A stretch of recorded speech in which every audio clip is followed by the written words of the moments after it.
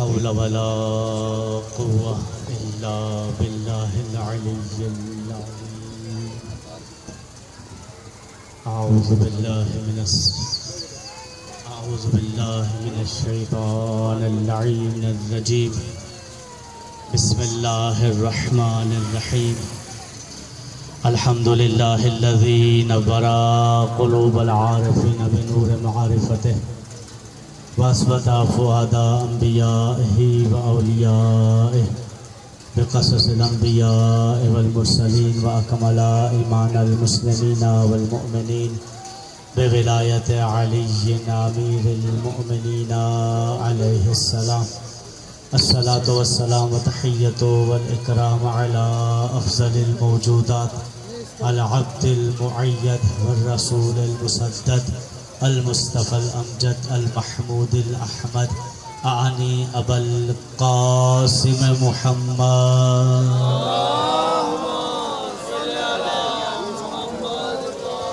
وعلى أهل بيته الطيبين الطاهرين المعصومين لا سيما بقية الله في الأرضين الذين أذهب الله عنهم الرجس وطهرهم تطهيرا.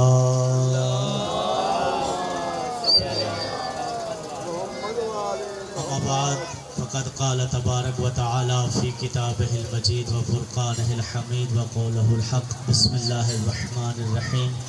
ألم يجدك يتيما فآوى ووجدك ضالا فهدى ووجدك عائلا فأغنى ووجدك ضالا فهدى. ایک صلوات پڑھے محمد و آل محمد.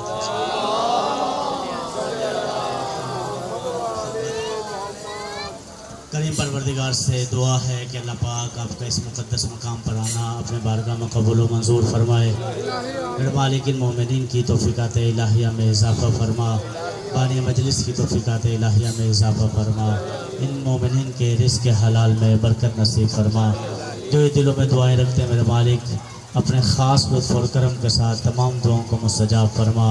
ہم جوانوں کی جوانیوں کی حفاظت فرما. ہمارے ماں بہنوں کے پردوں کی حفاظت فرما. اپنے وارث ہمارے آقا امام زمان علیہ السلام کے ظہور میں تعجیل فرما. ہم سب کو مولا کے اعوان و انصار میں شمار فرما. تمام دعاؤں کی قبولیت کے لیے بلندتر صلوات پڑھ لیں محمد.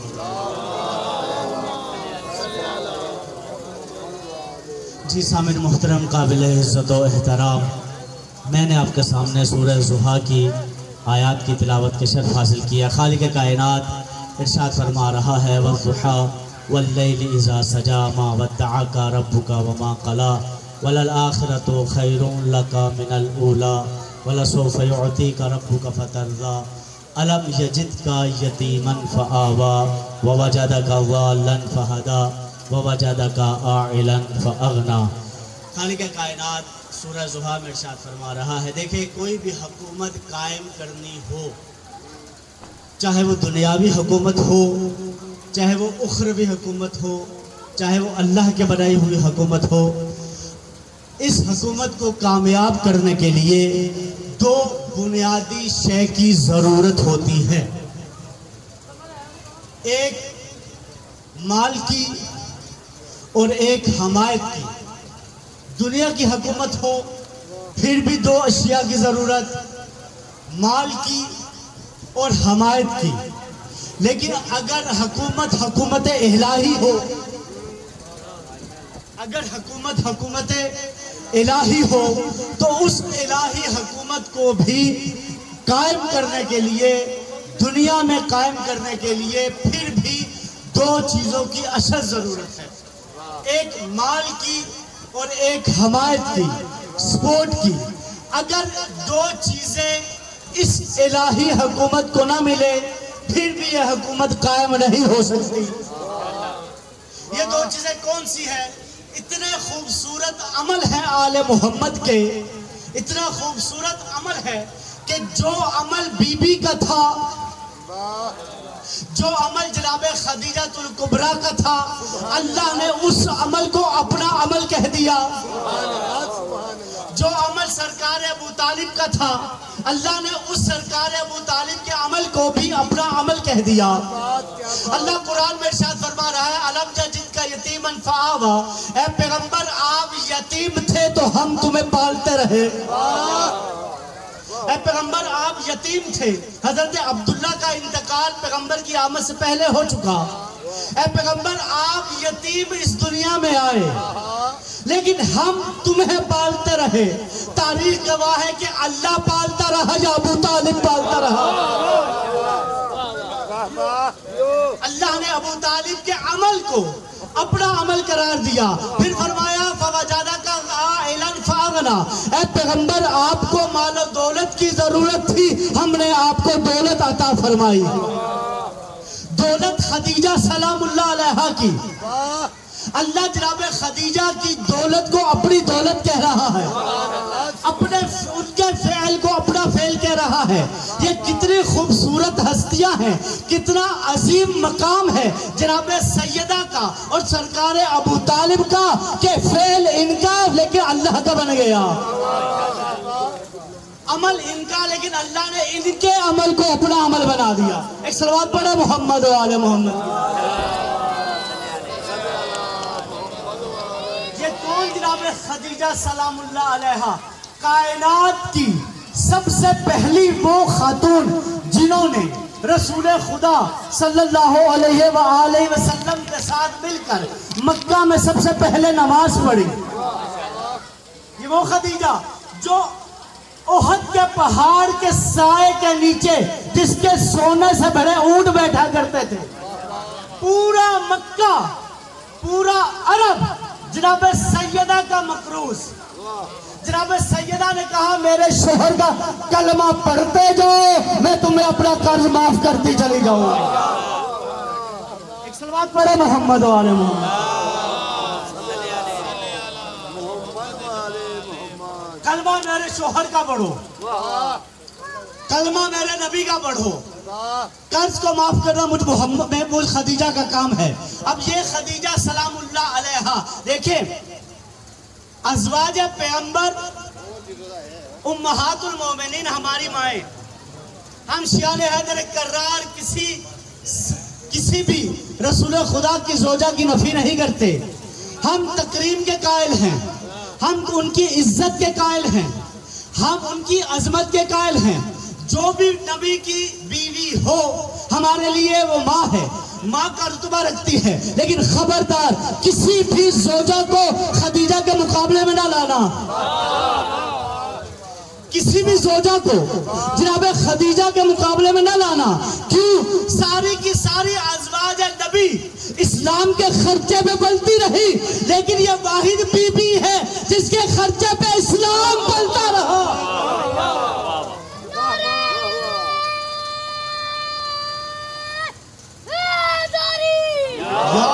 इस्लाम पढ़े मोहम्मद वाले मोहम्मद।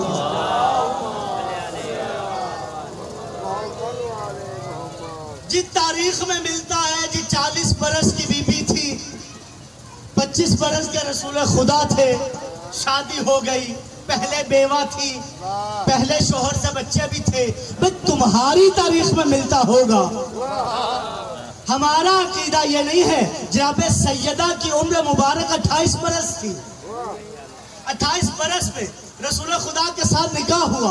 अब जब रसूल खुदा के पेशकश की जनाब खदीजा ने कि मेरे माल को शाम लेके जाएं तजारत के लिए, लेकिन साथ अपने गुलाम को भेजा, मैसरा को भेजा कि ए मैसरा तुमने इस नौजवान की हर हरकत पे नजर रखनी है।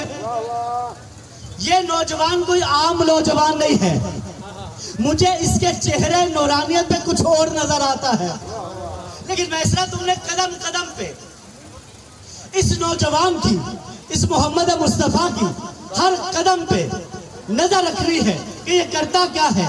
जब काफिला तजारत का वापस आया, मैसरा ने आकर जनाब सैयदा के गुलाम ने आकर जनाब खदीजा को एक एक रिपोर्ट दी। कहा ए बीबी ये वाकई मजहरन वजायब है, ये कोई आम हस्ती नहीं, ये कायनात की वो हस्ती है कि जहां जहां से गुजरते थे दरख्त सजदा करते थे। یہ کائنات کی وہ ہستی ہے جہاں جہاں سے گزرتے تھے درخت سجدہ کرتے تھے، اگر ان کے ہاتھ پہ سنگریزے آ جائے تو کلمہ پڑھنا شروع ہو جاتے تھے، ان کے ہاتھ پہ کلام کرتے تھے، ہر وقت ان کے سر پہ ایک ابر رہتا جو سایہ کیے رہتا تاکہ ان کا سایہ نہ ہو، کیونکہ اللہ کو منظور نہیں ہے کہ جناب رسول خدا کے سائے پہ کس کا قدم آ جائے۔ اے بی بی، یہ وہ ہستی ہیں، ان کا پتھروں پر بھی اختیار ہے، اگر زمین پہ چلے، اگر نرم زمین پہ چلے تو ایسا اختیار ہے کہ نرم زمین پہ پاؤں کا نشان نہ بنے، لیکن اگر سخت پتھر پہ چلے، تو پاؤں کے نشان چھپ جاتے ہیں۔ اے بی بی، یہ واقعی مظہر العجائب ہے، جب سارے کے سارے ایک پنڈال میں سو رہے ہوتے، سارے کے سارے سو رہے ہوتے، یہ محمد اپنے اوپر کالی کملی اوڑھ کے سو جاتے، لیکن سب پہچان لیتے کہ فلاں جگہ محمد سو رہے ہیں، فلاں جگہ محمد سو رہے ہیں۔ وجہ کیا تھی؟ کیونکہ ان کے بدن سے نور چھن چھن کے نکلتا تھا، ان کے بدن سے نور چھن چھن کے نکلتا تھا، جہاں پر بھی سو رہے ہوتے ہر کوئی پہچان جاتا کہ فلاں جگہ محمد سو رہے ہیں، کیونکہ ان کے بدن سے ایسا نور نکل رہا تھا جو آسمان تک جاتا تھا۔ بس پتا چلا ہجرت کے وقت کسی اور کو اگر محمد مصطفیٰ کے بستر پہ سلانا ہو تو اسی کو سلائیں گے نا جس کے بدن سے بھی ایسا ہی نور نکلتا ہو،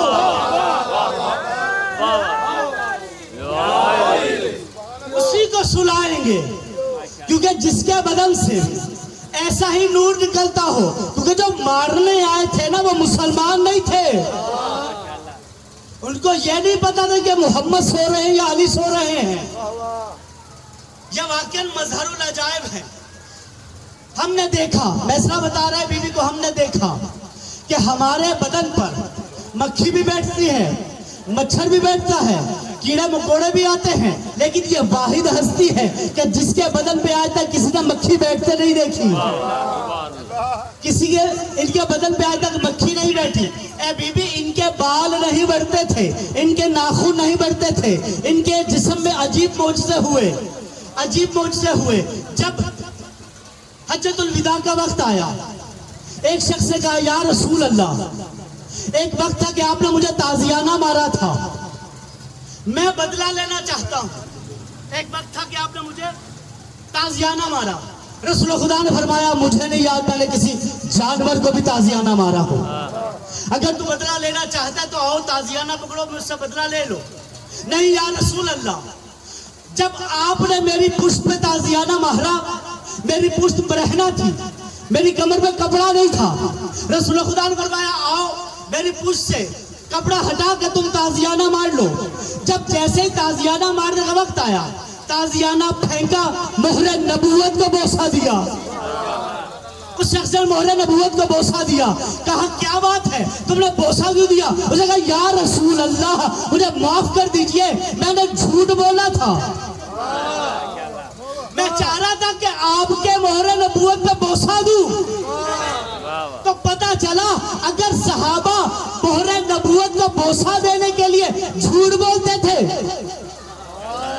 مہر نبوت کو بوسہ دینے کے لیے جھوٹ بولا کہ میں نے مہر نبوت کو بوسہ دینے کے لیے آپ سے جھوٹ بولا، آپ نے مجھے تازیانہ نہیں مارا، آپ نے مجھے تازیانہ نہیں مارا، بس بوسہ دینے کے لیے اس صحابی نے جھوٹ بولا۔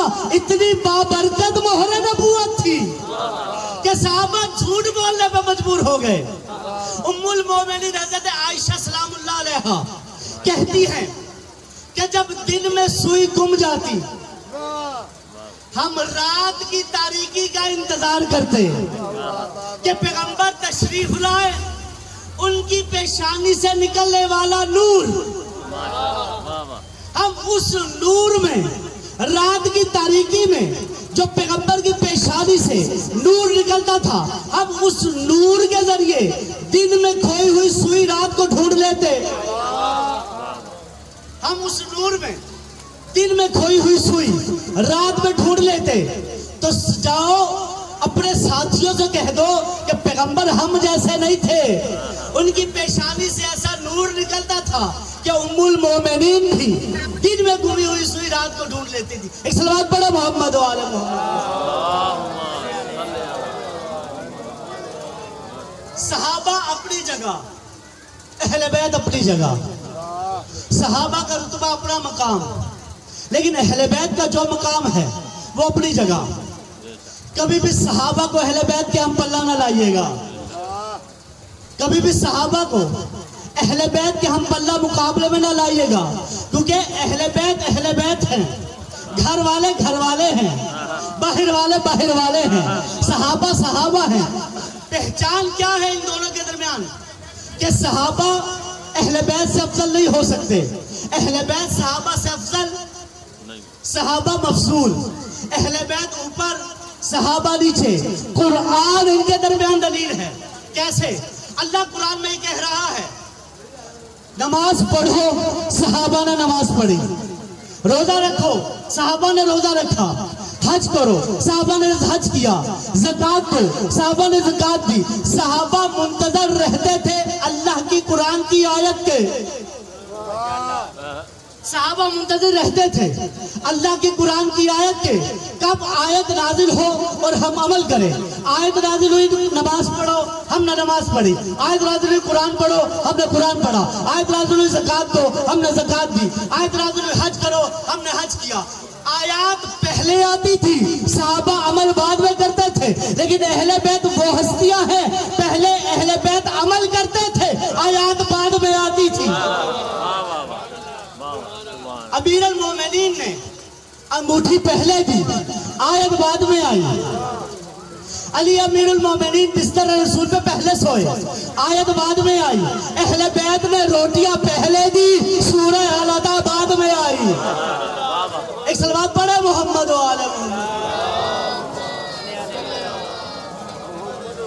یہ تو تھا اہل بیت کے عمل۔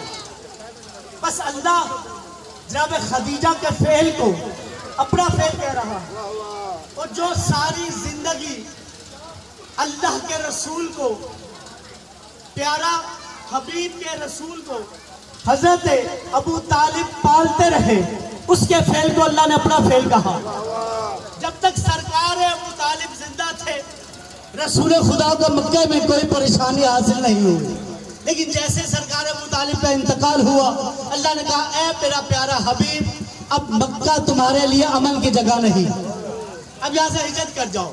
جب تک سرکار ابو طالب موجود تھے پیغمبر کو کوئی پریشانی نہیں تھی۔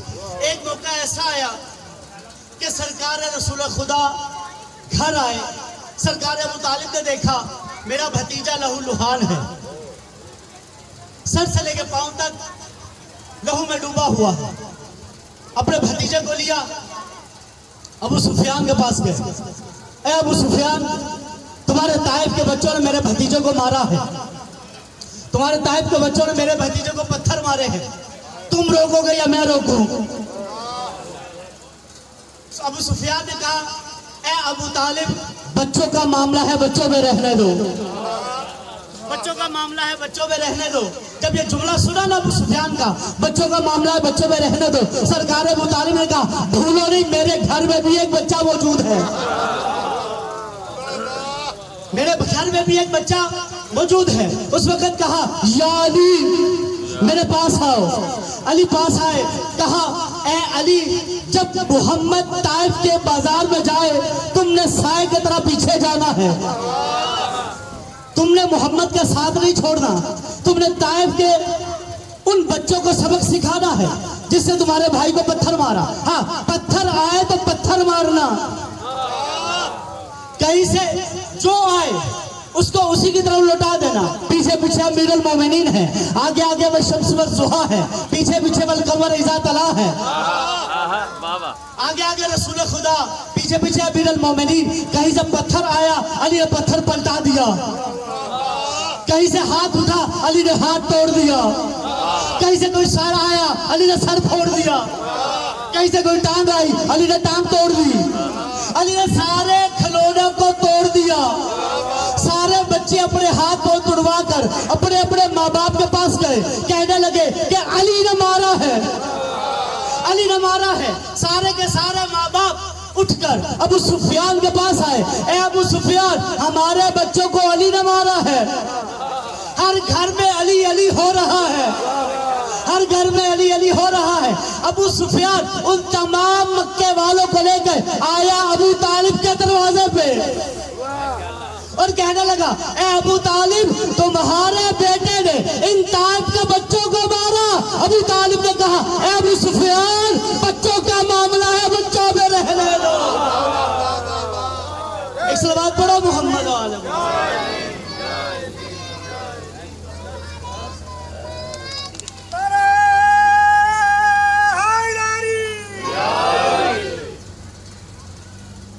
یہ وہی سرکار ہے ابو طالب کہ لوگ کہتے ہیں کلمہ نہیں پڑھا، لوگ کہتے ہیں کلمہ نہیں پڑھا۔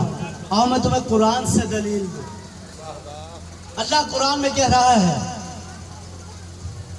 ان الشرک لظلم عظیم، سب سے بڑا شرک اللہ کے نزدیک ظلم۔ جب یہ بات آئی، اس سے پہلے چلے حضرت ابراہیم امام بنا دیے گئے۔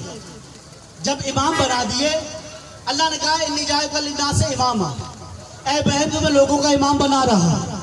قالا، ابراہیم نے کہا، من ذریتی، کیا اس نسل امامت کو، کیا اس عہدہ امامت کو میری نسل میں رکھو گے؟ قالا، اللہ نے کہا، لا ینال عہد الظالمین، رکھوں گا ضرور، لیکن جو ظالم ہوں گے وہ امام نہیں بنیں گے۔ اے ابو طالب، جو ظالم ہوں گے وہ امام نہیں بنیں گے، جو ظالم ہوں گے وہ امام نہیں بنیں گے۔ بس جو ظالم، اچھا یہ ظلم کیا ہے؟ اللہ قرآن میں کہہ رہا ہے ان الشرک لظلم عظیم، سب سے بڑا شرک جو ہے، جو ظلم ہے، وہ اللہ کے ساتھ شریک ٹھہرانا۔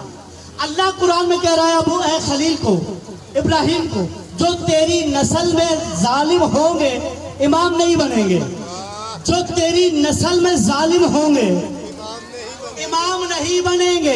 اللہ نے امیر المومنین علی ابن ابی طالب علی علیہ السلام کو پہلا امام بنا کے یہ ثابت کر دیا کہ ابو طالب کافر نہیں ہے، ابو طالب مشرک نہیں ہے، ابو طالب نے کبھی بتوں کی پرستش نہیں کی۔ کیوں؟ کیونکہ نسل امامت اسی کی نسل میں آئے گی جو کافر نہیں ہوگا، جو مشرک نہیں ہوگا۔ دیکھیں جب مولا کائنات کا نام آ جائے، جب علی ابن ابی طالب کا نام آ جائے، ہم کہتے ہیں علیہ السلام، لیکن ہمارے بھائی کہتے ہیں کرم اللہ وجہہ، یعنی علی کا چہرہ وہ چہرہ ہے جس کے چہرے پہ اللہ کا خاص کرم ہے، کیونکہ علی کا چہرہ کبھی بتوں کو جھکا ہی نہیں، علی کا چہرے نے کبھی بتوں کی پرستش کی ہی نہیں۔ اگر علی نے نہیں کی تو اس کے والد نے بھی نہیں کی، کیونکہ اللہ نے قرآن میں کہہ دیا کہ جو ظالم ہوں گے وہ امام نہیں بنیں گے۔ صلوات پڑھے محمد والے۔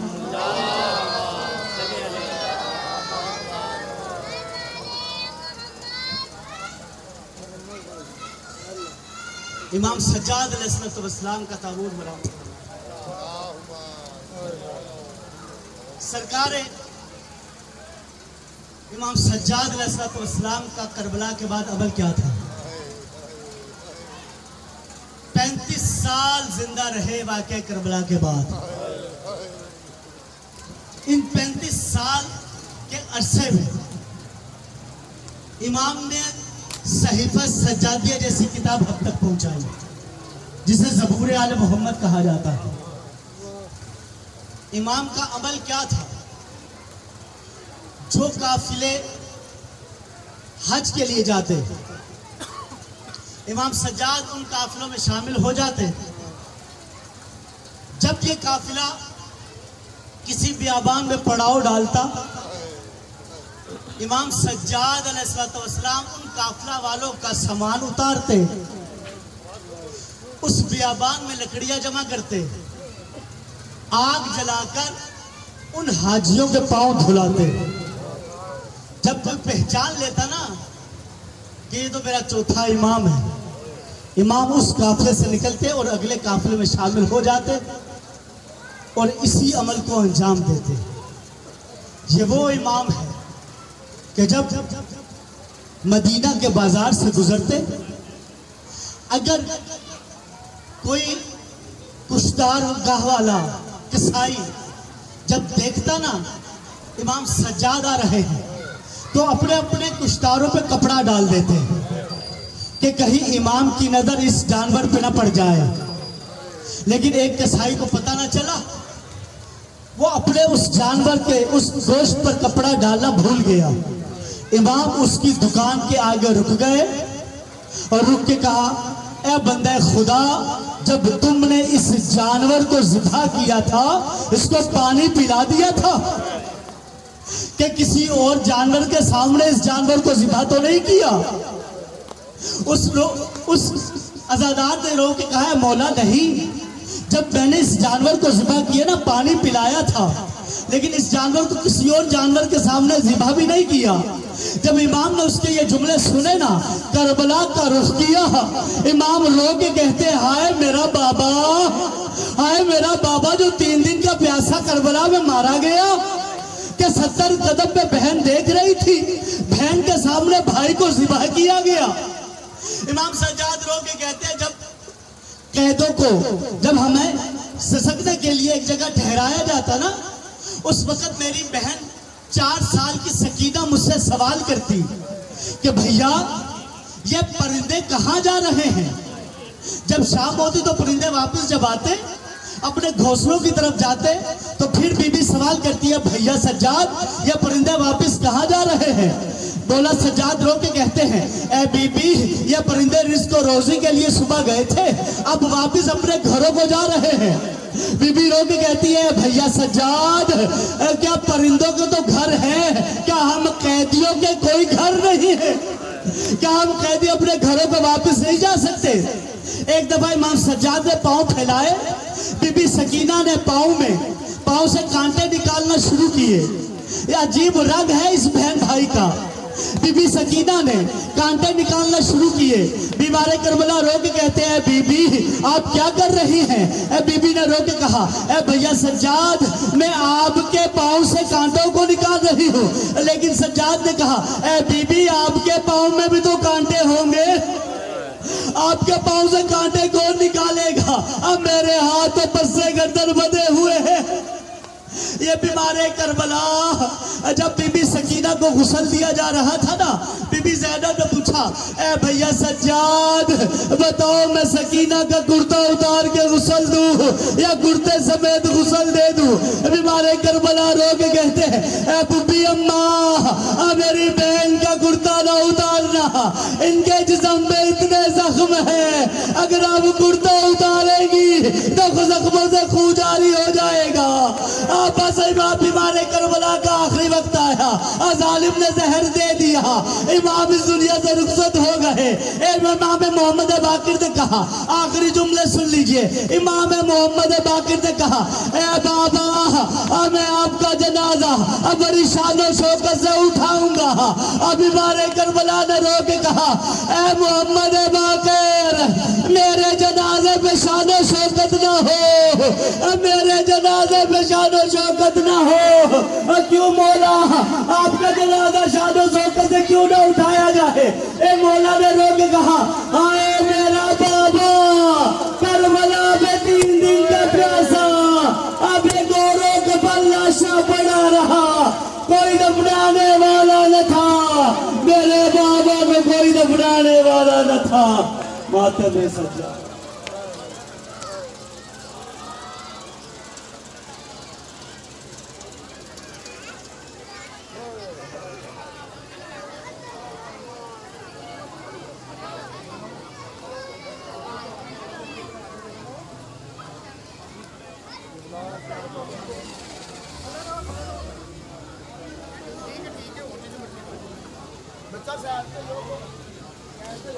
مولا سجاد علیہ السلام بلند سے بلند سلامات.